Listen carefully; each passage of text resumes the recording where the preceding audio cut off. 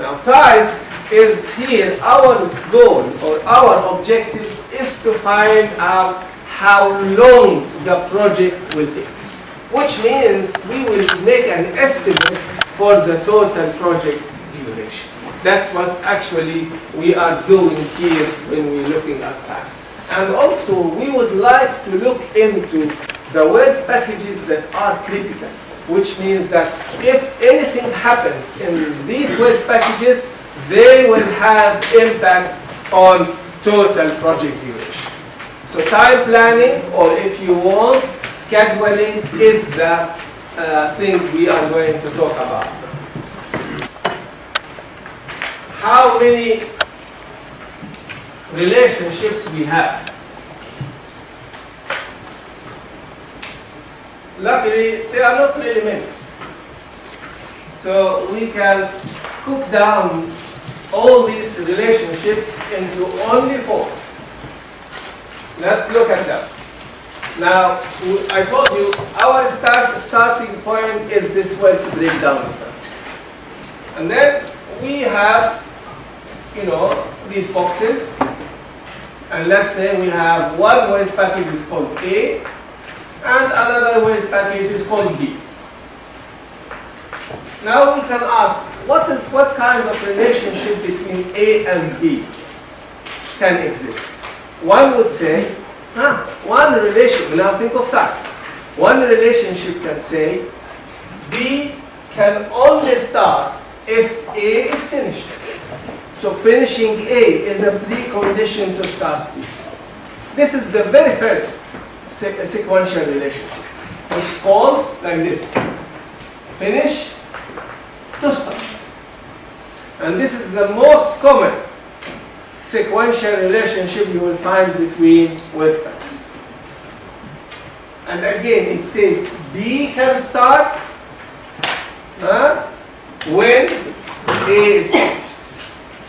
Or if I may reformulate to be more precise,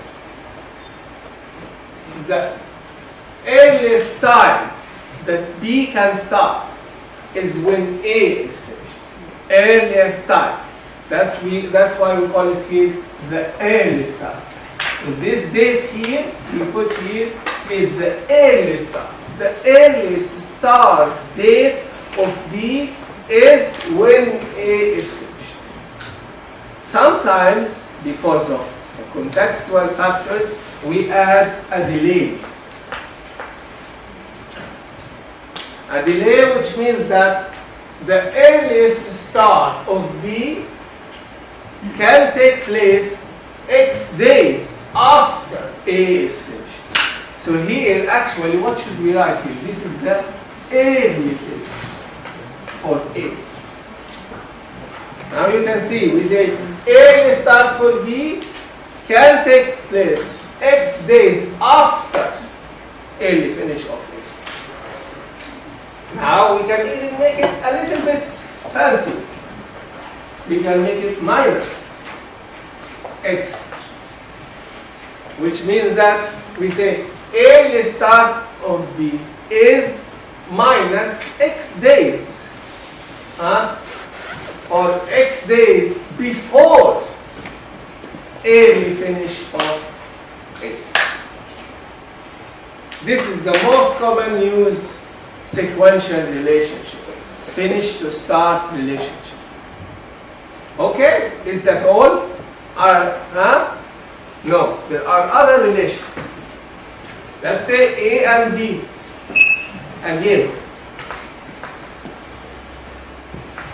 how can we link these together? And let me now introduce this early start. Each activity has an early start and has an early finish, an early start and early finish. What other relationships can exist between these two? One of them, for instance, we can say these two can begin together. So the early start of B is equal to the early start of A, which means that these two should start at the same time. That's what it says. We can start them at the same time. And you have already figured it out. We call it SS relationship because start to start relationship. And we can add this X. It's a lag or it's a delay. They can overlap each other a little bit if it's minus, and they have to be delayed a little bit if it is positive. And the third relationship we have, we call it, again, early start, early finish, early start, or early finish. This one, I assume you already guessed it. It's finish to finish. We call it finish to finish. Which says that B must, not must, or the early finish for B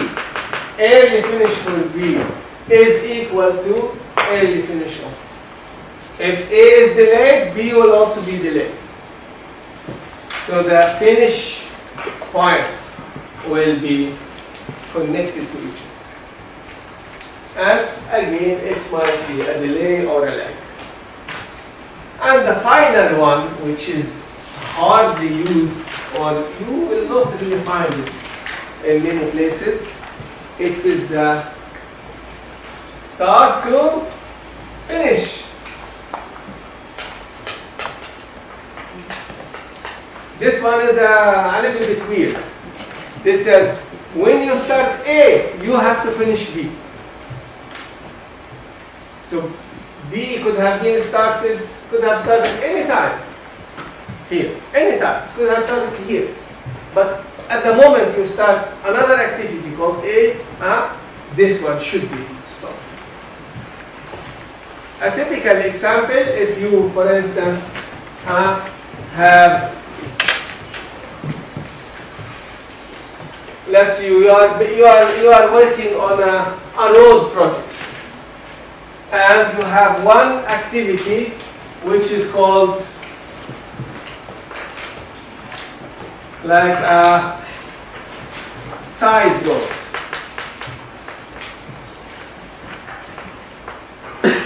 You have established a side road so that the vehicles can drive on this road while you are building the main road.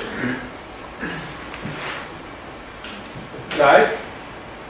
So, when this main road, this is the commissioning of the main road. Handing over, you hand it over. Immediately when you hand over this road to your client, this one should be stopped. You can't use it anymore because your main road now is open for business.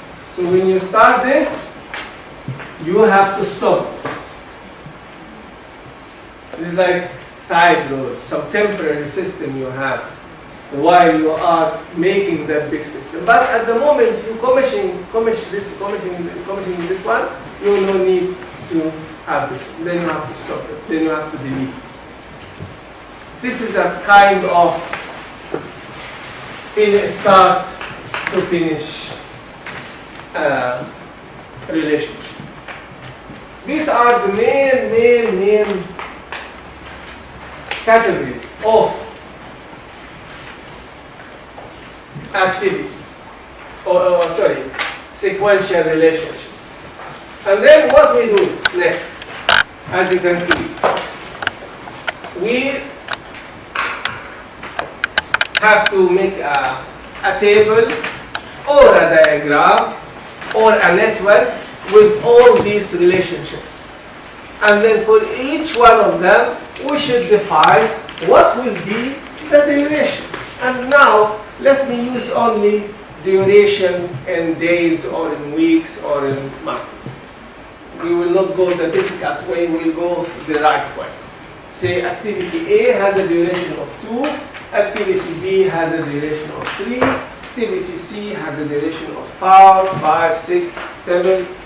And then the next stage is to construct a network that connects all your web packages together on a timeline. And to do this job, we use this activity on node technique. Example.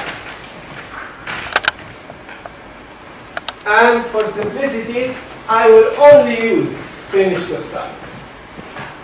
Next lecture, I will look into networks where you have another or additional types of networks. So let's just very simple network. We have like this, and this way, and now they become 2, and become 1. And this is A, and let's say it has a duration of 3 weeks. B has a duration of 5. C has a duration of 6. A, B, C, D has a duration of 4. F and E has a duration of 2. F has a duration of 3. And G has a duration of 10. And let's say we have only one type of relationship between all these activities. And they are finish to start.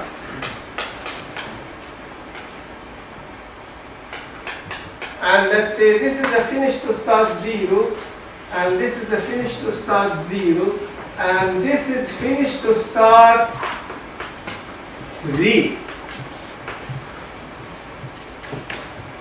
And this is working like this, and this goes like this, like that.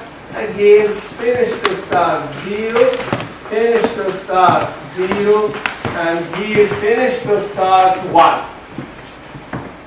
And both of them finish to start 0, and here finish to start 0.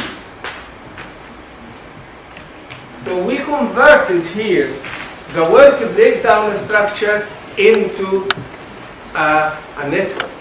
And this kind of network is what we refer to activity on node network. And this is the one this is the one which is mostly used now in project management. There's another one called activity on arc. AOA. This is not very much used now. And this one is easy to use because we can put the data directly in the computer and it will calculate everything for us. So now we have established this network. Now, can I ask you, what will be the total project duration now? How long it will take to complete this project? What do you think? Can anyone here, just by looking at this network, tell me what will be the total project duration? Exactly, but I was just thinking maybe somebody can see it directly from the numbers here. Anyone can see how it will? 23 weeks. Huh? 20 weeks. 20 weeks, okay. Let's check this one. No. 2, 3. 23. Yeah. Okay, let's check this one. In order to check what this gentleman has said, we need this algorithm that you have talked about. There is an algorithm called the critical path method. It's a mathematical process, helps us to find out what is the total project duration, and not the least, which one of these activities are critical, are very important when it comes to time. How do we establish this critical path method? We need a notation. This notation, I can just bring it out here. I want this, yeah, hey. These are one way to identify the notation in each web package. For instance, here you write the early start, and here you write the early finish, and here you write the late start, and here you write the late finish. And here you write your name of your activity, and in this notation they put the duration here. Right? I just put it between parentheses, but you can put it down. So this is how we draw these numbers in each work package. And now let's begin to verify if it is 22 weeks or if it is more. Where we begin? We begin always with the very first, of course, activity, right? And we go always from right, from left to right. So this is our axis of movement, from left to right. And we begin always with this early start to early finish. Our goal is to find early start or early finish for each work package. And then we will go back and find late finish and late start for each activity. If there is a difference between them, then you have a slack or you have a float, which means that you really don't need to hurry up this activity if you have a bad time. But if the float or slack is 0, then you must hurry up. You must do it right. Otherwise, all your project will be delayed. Okay, help me now. Now this is advanced mathematics.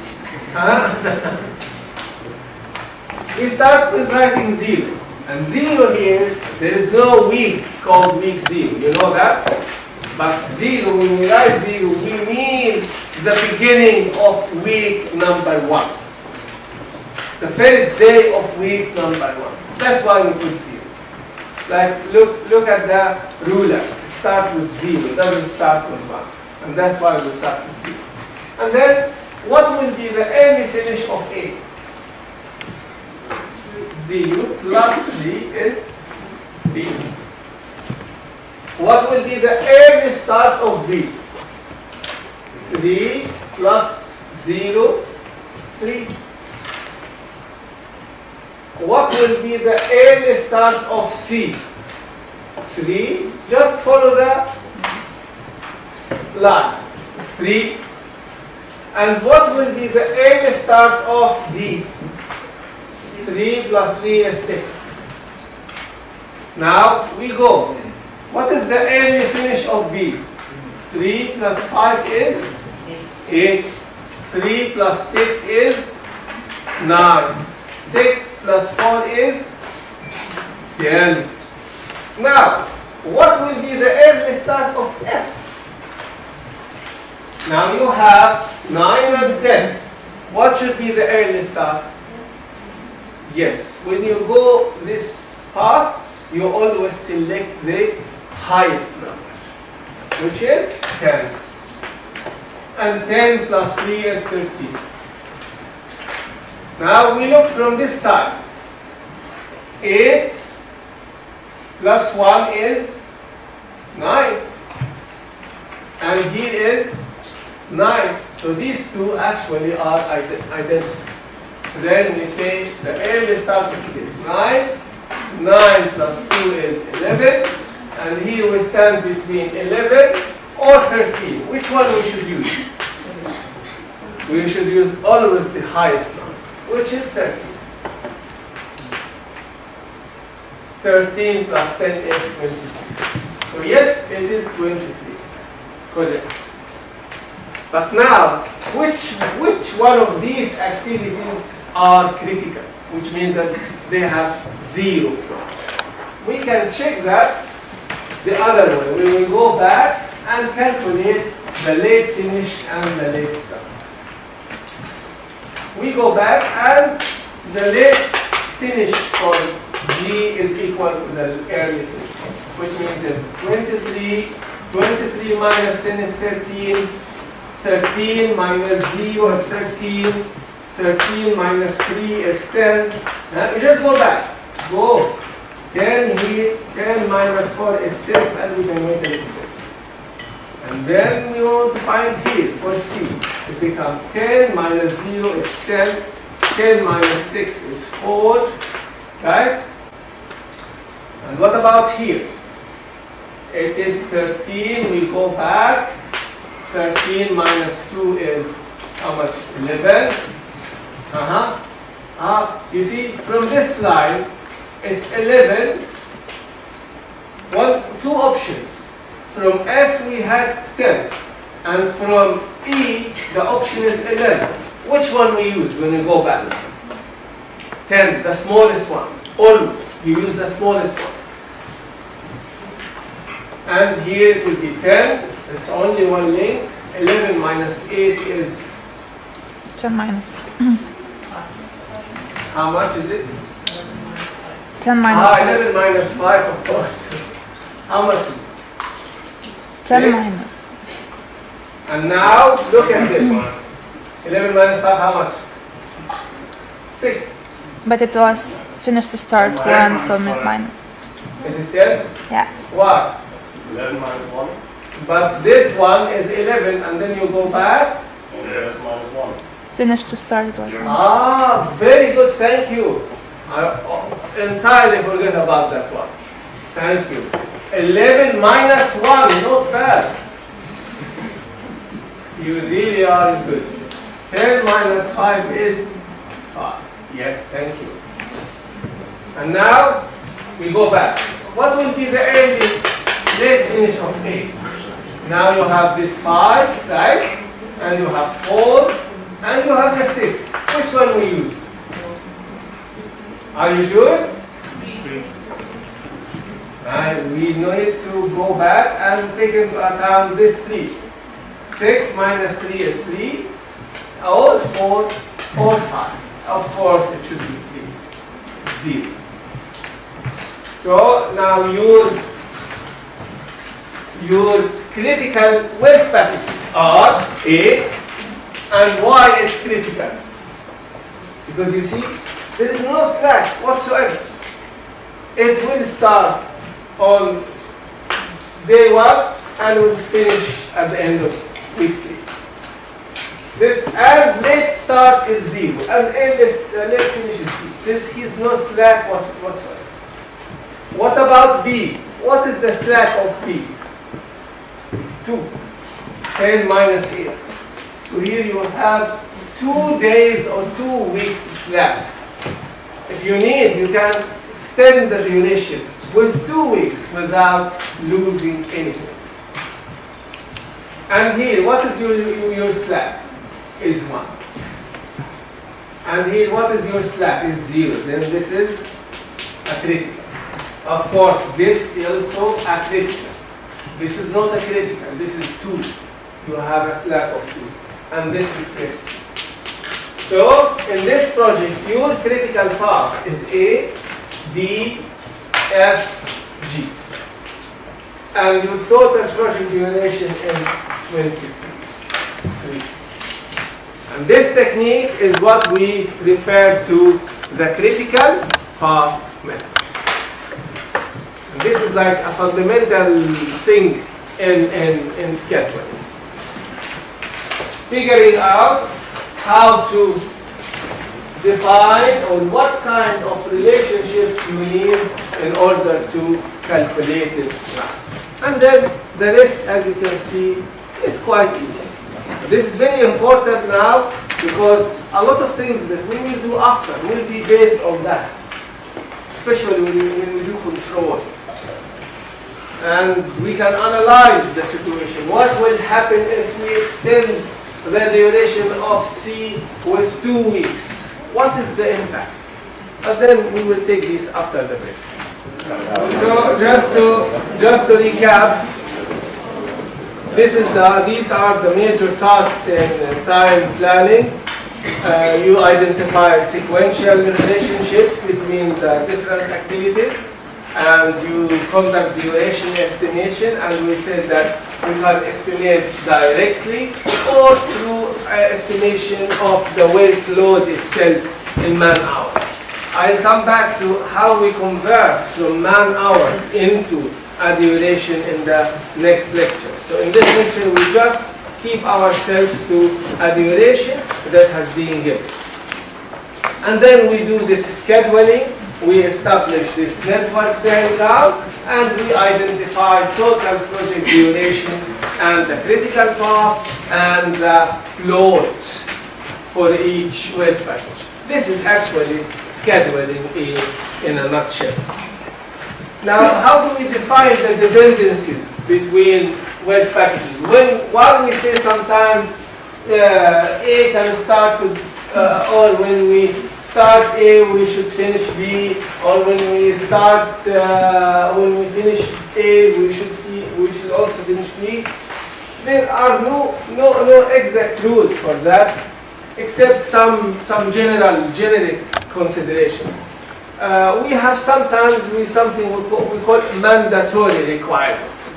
Mandatory requirements are in the sense that you actually cannot paint a wall, right? Let's say if you are working on in a waterfall model, you cannot paint a wall before you actually build it, right?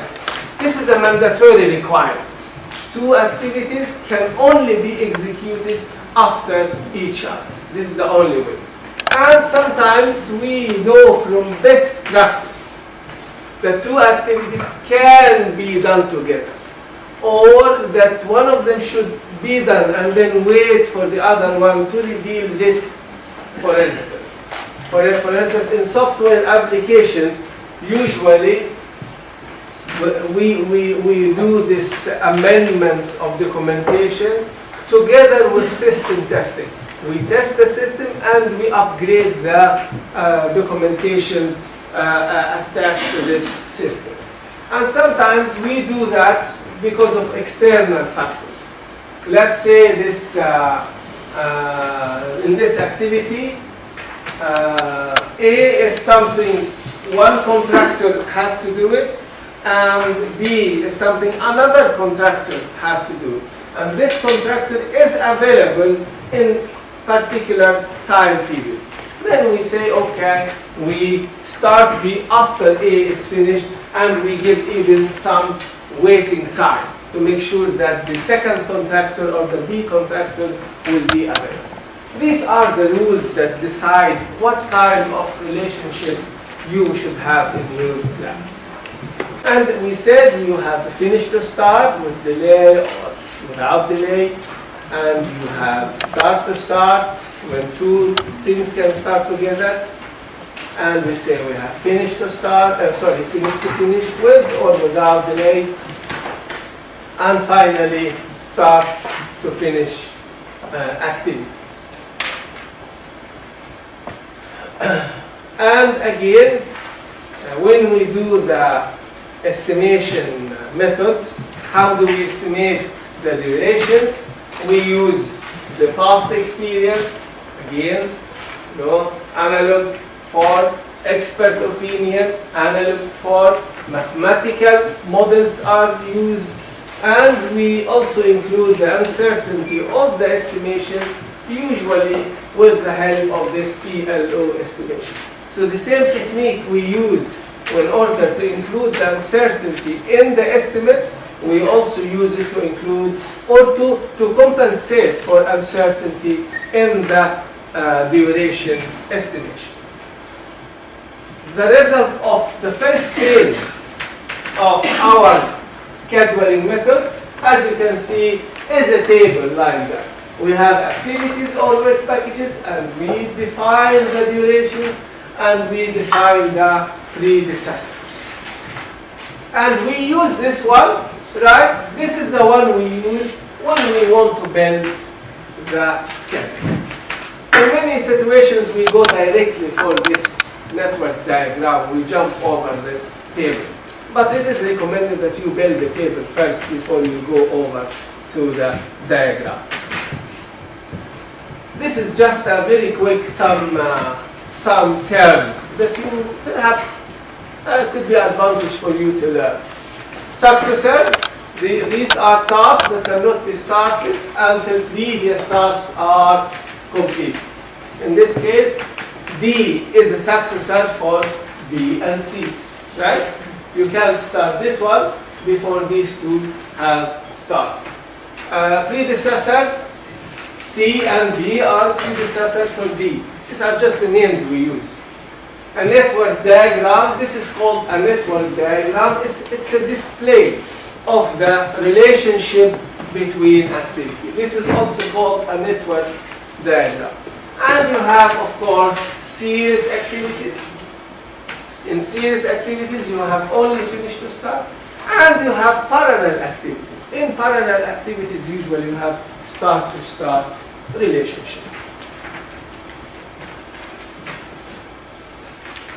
The good thing about network diagram like this one, as you can see, the most important thing, it shows the dependency between all word packages. That's a good thing about it. You can look at the diagram and see without any doubt who should start first and what. And of course, again, you remember, a good plan is a plan that facilitates communication. And if with this diagram we help defining the project duration.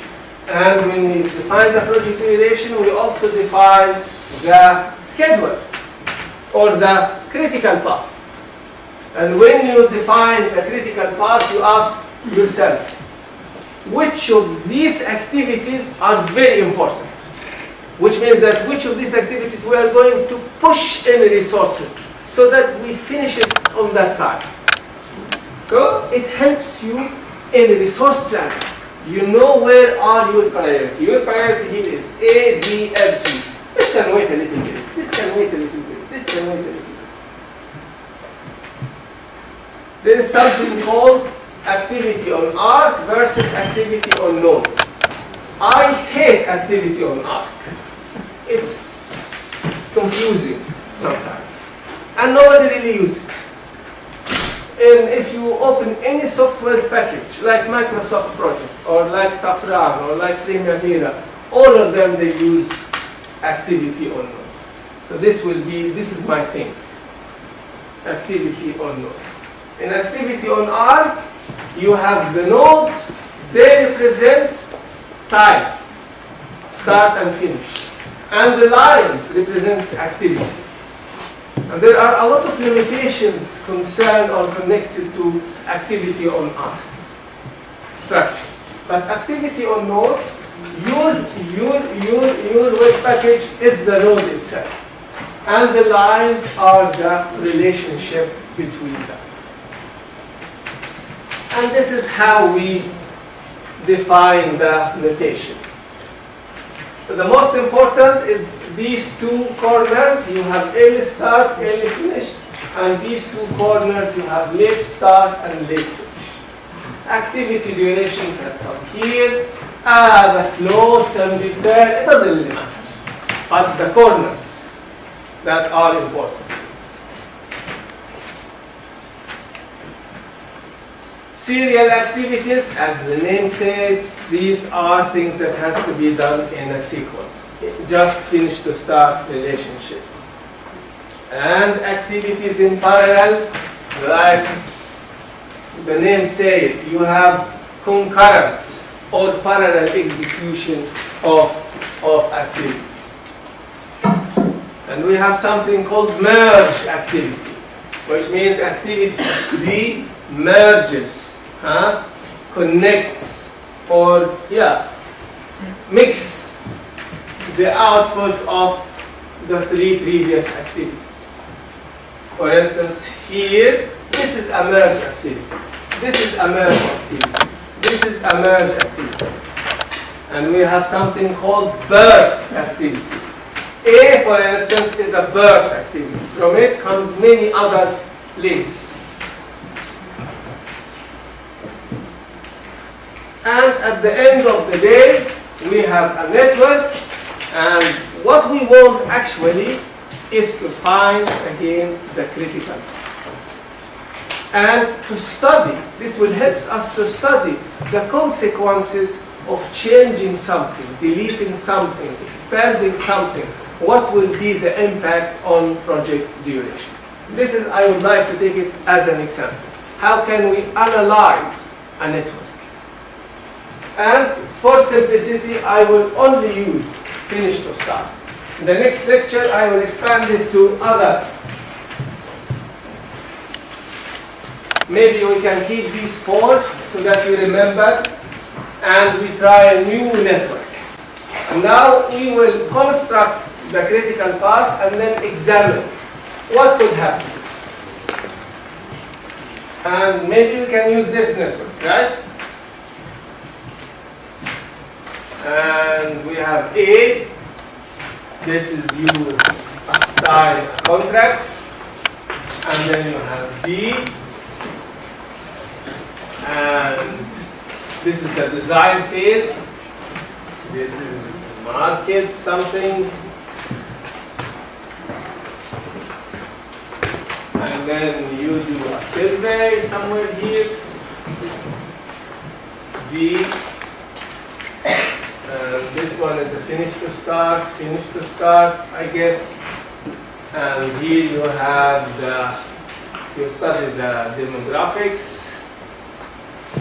And whereas here you have a survey, from B goes to the D, and then you here develop your presentation, E.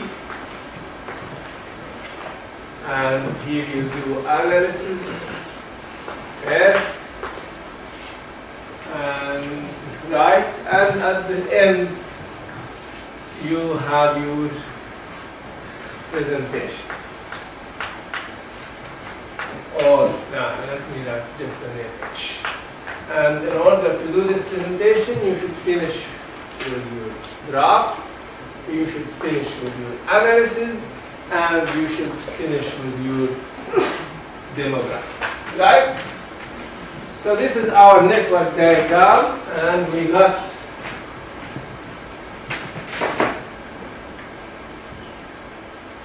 the following information about the network. The contract, this is like 5, and the market ID is like 6. Duration, and the B is 5, and the D is 13, and the G is 9, and the E is 6, and the F is 4, and the H is 2. Okay, now you can help me.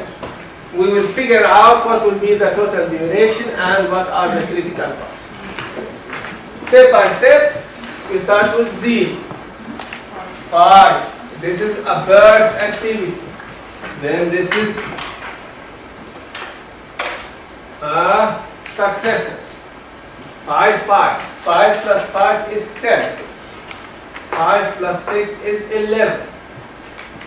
And you have 10 and 11. Right? And you have a merge. What you use when you have a merge between 2 predecessors? You use the largest number. 11 plus 13, 24. 10, 16, 11, 20, 24. 24 plus 4 is 28. Now this is a merge between 16, 28, and 20. What we use? 28. 28 plus 2 is 30. Correct? Also, we go back. 30. 28. And we just follow the arrow. 28. 28 minus 9 is 19. And then we go back. 28. 24. 28 minus 6, 22. And then this one. 24 minus 13 is how much? 11. How much is it? 11, yes. And then now this is the the burst of these two, which duration we should put here? 19 or is it 11? 11 again. 11 minus 6 is 5. Go back. You have 11 or 22. What we put? 11. 11 minus 5 is 6. And you have 5 here, and you have 6 here. So what you end up with is 5. And now you can see that this is your critical path.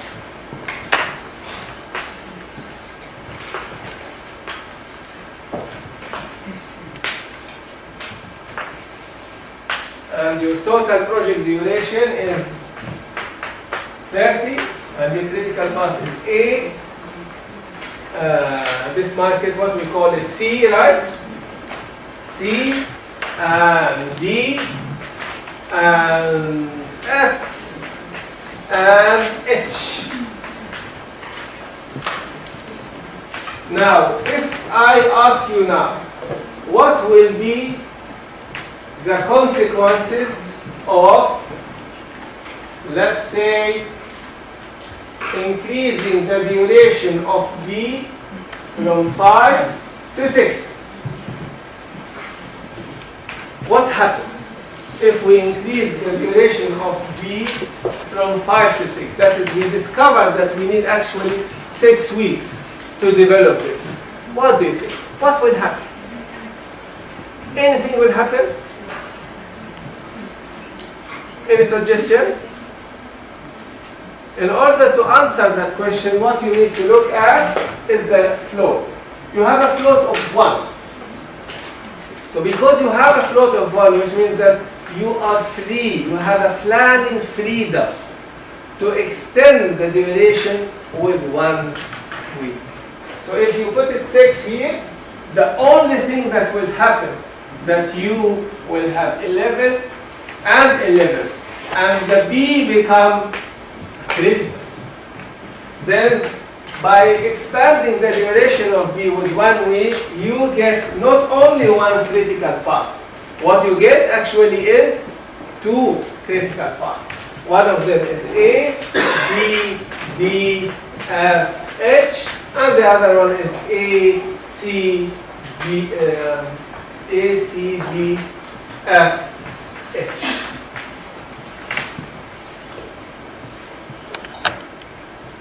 So expanding a duration of 1 activity might not impact the duration, but it might impact the critical path. Suddenly, you will have several critical paths in your net. And the same can be applied to E. Now, I said we increase B with 1, right? What will be the impact on E if we increase it by 1? As you can see, the float here was 14, right? No, 12. If you increase this one by 1, the float will be less by 11. It will become short. So, increasing 1 activity can impact the critical path and also impact the total float in your net. That's why each time you change the numbers, you should look back into the float. What happens to that float? Because this float will be very important next lecture when we start allocating resources. It will help us a lot to move resources where we actually need them, and to move them away from places where we don't really need them. It's a good way to remember how to move your and this is the entire network. How do we make the project shorter? That young man told me for a while that the critical path is the longest path in the network. Yes, it is the longest path. How can we make it short? Yeah, if you want to make your project short, then you have to look at your critical path and try to shorten these activities at first. So rather than shortening E and B, you should be shortening A, D, A, C, D, F, and H. We can try to overlap, maybe. Maybe we can change these activities or these relationships between finish to start to, for instance, overlap them a little bit. Finish to start -1, that we can start, for instance, D 1 day before B is finished, or 1 day before C is finished.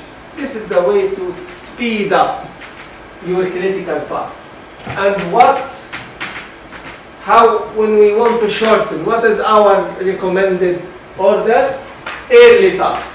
When you want to shorten, don't go and shorten these ones. Go and shorten these ones, because they are in the near future. You have better control over them. And number 2, when you want to shorten, as you can see, for instance here, H is 2, it's too small to shorten, but D is 13, it's too long. Maybe this one should be shortened rather than shortening the shortest one. And at the end, the easiest tasks. If it is between, for instance, B and C, and you know this one is too easy for you, then you try to shorten that to reduce the uncertainty.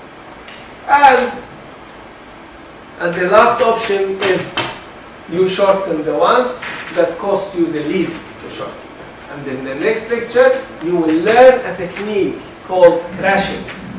Like when you short any of these activities, your costs will go up.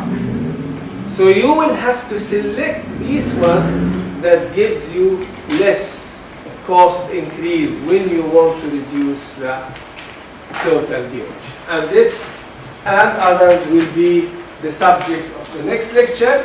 Next lecture, you will learn more about how you do the crashing.